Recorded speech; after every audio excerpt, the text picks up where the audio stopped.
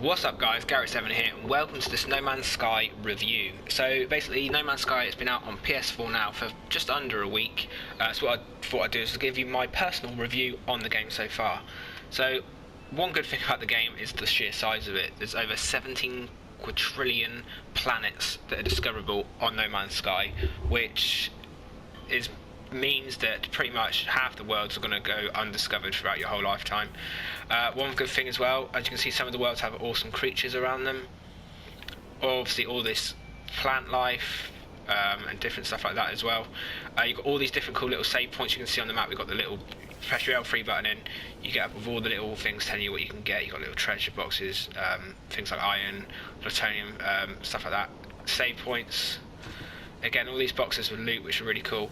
But what I'm going to do is just give you my opinion on the game. I just think, you know, as a player, the game is a lot of fun. Yes, it can get a little bit repetitive. If you don't like a survival type of game, you are not going to like this game. There is no narrative, like as in you don't have to follow a set path, but I'll get onto that a little bit more in a minute. Again, I like the fact that when you find different areas, you've got obviously all these upgrades you can find for like your multi-tool. Which is good. You've got all these other little things you can interact with, the devices, which can help with like health or sometimes your shield, or even increasing your ability with the people around. You can read the encyclopedia, so you can learn different words from the alien races. Again, as well, if you've got a really bad storm, head inside to one of these buildings and it really does help you out. Again, the game does crash sometimes, which is a pain, but again, you know, it is livable with. I'm lucky I haven't had too many freezes. I haven't had the option of where I've lost all my saved game data yet, which is nice. The fact you can name all these different worlds if you want. For example, we'll name this one here now. We'll name this one Dave, just for a laugh. You can name pretty much anything. Again, you've got all this wildlife around, all different types of wildlife. Got flying ones. Obviously, on the worlds with fish, there's fish as well. Obviously, like water creatures, I suppose you'd call it. Aquatic life. Again, all the systems, you can name different things, and the planets again are all nameable. I've got obviously a good few pages of stuff here, which you can see. I've named most of mine all the same. I'm not very, you know, I've named stuff after people that are in my stream, people that are watching. They're all helping with names like that as well. The flying in this game is pretty good. I'll show you my ship. Obviously, I've upgraded my ship, which is pretty good. Once you upgrade it, it is good. You really do need to do it to go, you know, to gather the tools that you need. Again, the searching is pretty good. Again, sometimes it can be a bit of a nuisance. If you run out of like stuff to take off, again, it is a pain.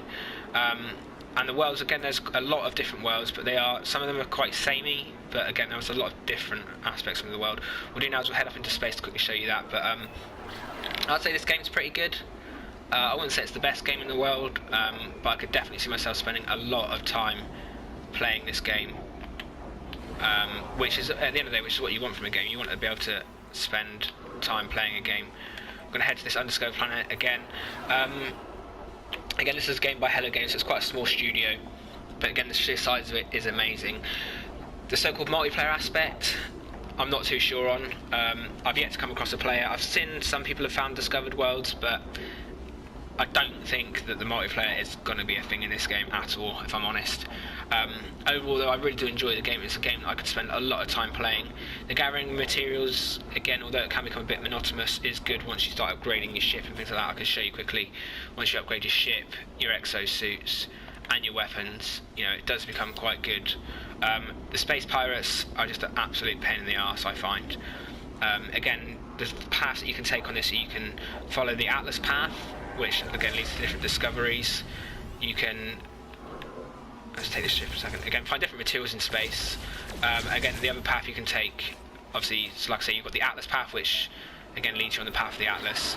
You've got the path to center, again leading you to the center of the universe, and then, or center of the galaxy, I suppose. And then other than that, you've got the free roam, so you can just go wherever you like. Again, we're landing on a different planet. You can see it's quite similar to the one we were on before. Again, this one's got a green haze over it. It's quite similar in the, you know, in the fact it looks quite dry and arid, but there are a lot of different planets. Again, you've got some with a lot of water and things like that, which is pretty cool. What we'll do is we'll land on this bit here. We'll get out and we'll have a look. It does tell you as well about the planet when you land. It tells you what to expect with fauna and flora Here you go, we'll have it now. So it's poisonous rain, low security, abundant flora, and limited fauna. Again, if you take your thing out, you can scan all the stuff here, discover new things. So we'll try and scan this one here to start with, which again does get a pain in the ass sometimes when it doesn't work. There you go. So it's finally analysing it. So you do this, you discover all of the flora and fauna around, and it gives you then points or money to spend on upgrading your ship and things like that. Again, there's all these different little outposts around. You've got to be careful, obviously, with the acid rain. Make sure to hit the save points every time. But overall, you know, it's a good game. I was thinking of doing a beginner's guide, but it's pretty much, it depends how you're going to want to play the game, so I'll just do it within this. First thing you're going to want to do, obviously, when you get onto the world, is you've got to upgrade your ship, because you're on a crash ship, so you've got to get all your parts for the ship. You then going to want to either explore the world that you're living on, if it looks like a pretty decent place, or you're going to want to get off that place and then try and find different planets. Again, you also might want to use the fact that your starship has an increased capacity compared to the suit. So if you transfer items from your suit over into your starship, you'll fit twice the amount in there, which again is obviously extremely useful when gathering stuff, especially when you get fill up all these little bits that can only stack singly. All these buildings as well have different things on them. Some of them again are just little supply places, other things have like the increased things for your multi-tool. Again, this one's a damaged place, so you've got to be careful. Increase my health because of the toxicity, and then you can interact with all these buildings and they again tell you all different dialects and help you analyse different things. I haven't live streamed this a fair bit, so if you want to check out any of those live streams, please feel free to do so. They are all uploaded on YouTube and are free for anybody to just go and watch.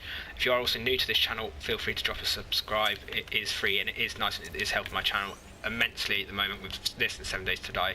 It's really helped my channel to grow over the last few weeks, which, you know, really does mean a lot to me at the moment.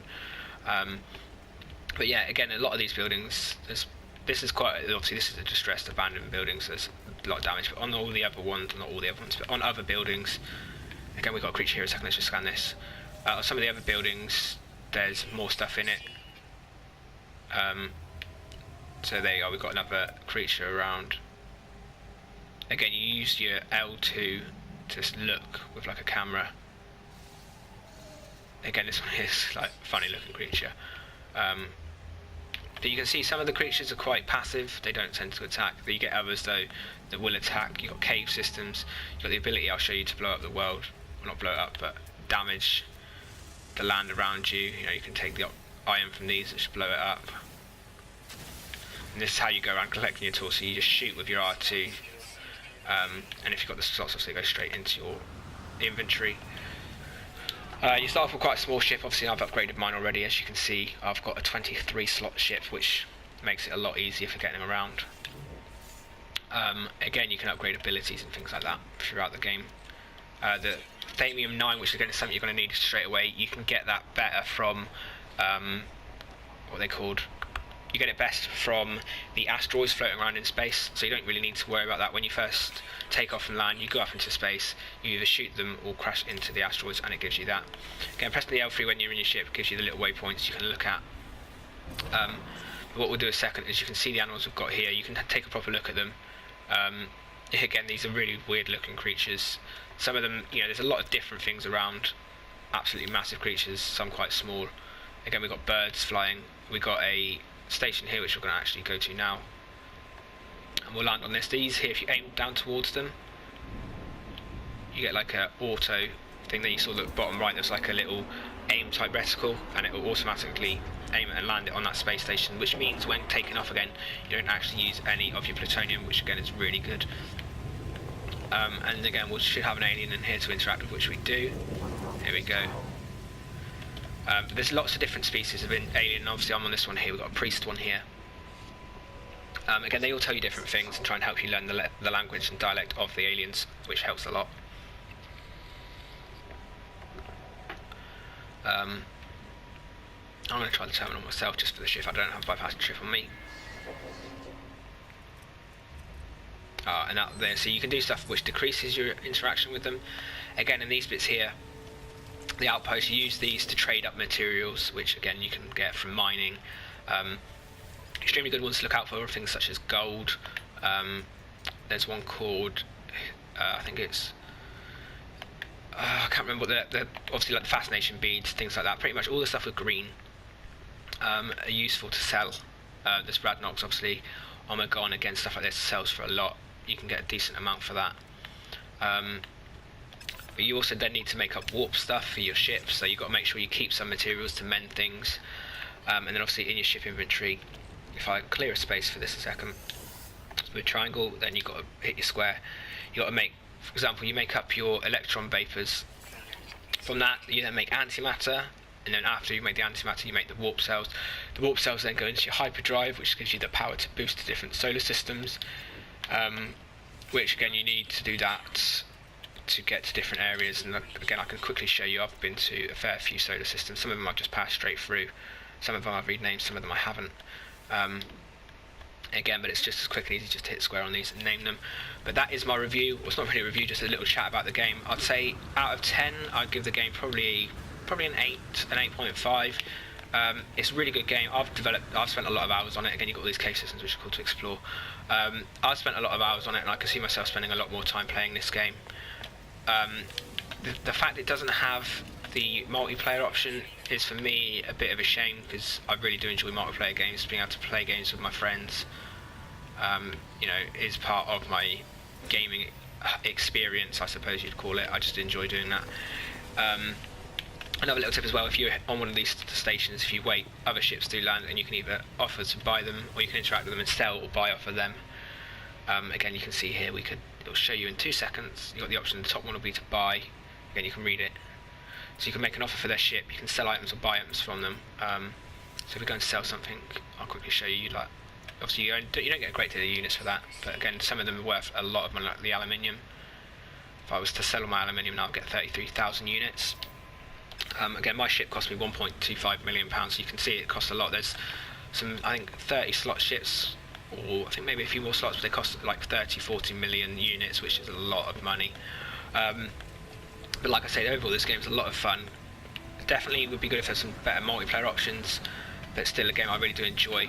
If you are playing it, make sure to scan everything. If you complete a whole world by scanning the whole world, you do get a bonus of units. But anyway guys, that is it for now. If you have enjoyed this mini review type video, please do leave a like, leave a comment, let me know what you think so far of No Man's Sky. Feel free to share the video. If you are new, like I say, please do subscribe, and I'll catch you again soon from some more No Man's Sky. Thanks for watching everybody, bye bye.